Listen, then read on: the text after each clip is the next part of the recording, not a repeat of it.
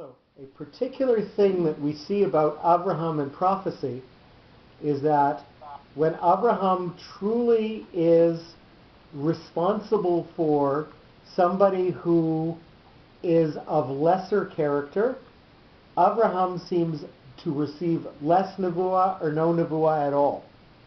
So from the point that Yishmael is born until the point where Yishmael turns 13, there are no prophecies that are given to Abraham. Interesting. And I truly think this is the source of the Baruch Sheptarani. I think this is the source of the bracha that a parent says when his son turns bar mitzvah, that says, thank God that I am no longer responsible for the sins of this one. We have to know that a child is going to test limits and is going to do things, and while you're not really the one who did them, you still are the responsible adult, and if you're not at the level to receive nevuah, you don't get it.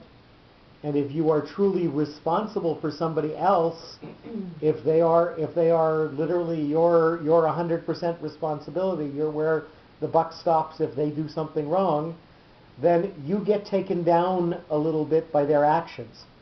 So we see that with Abraham and Yishmael definitely.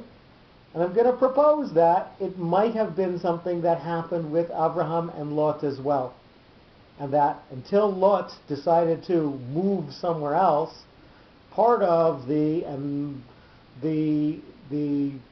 Mefarshanim, the interpreters tell us that why was there an argument between Abraham's shepherds and Lot's shepherds?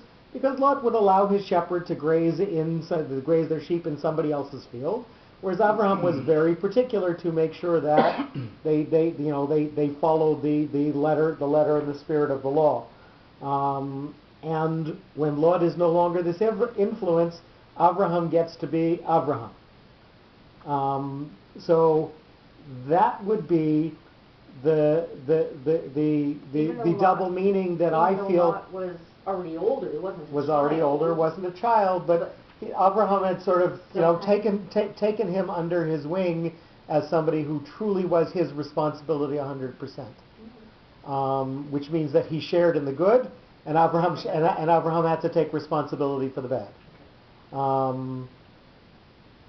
So the double meaning to the note on God's name there was my feeling that God was still with Abraham when he was responsible for Lot, but now he could be with him in a more overt way. So when we read through the Parish of Lech Lecha, the author, Dr. Seaman, tells us that he feels that this is God returning in comfort to Abraham after Abraham is grieving that he has to send Lot away from him. Even though Abraham wanted to keep Lot with him, God both understood the fact that he wanted it, and yet it wasn't something that was good for him and had to happen. So we see his interpretation of the double meaning that God is both comforting and empowering at the same time, and that's why we get a Ger Shayim, that's why we get a doubled note on God's name in Parshat Noach. We're going to pause the tape for a minute.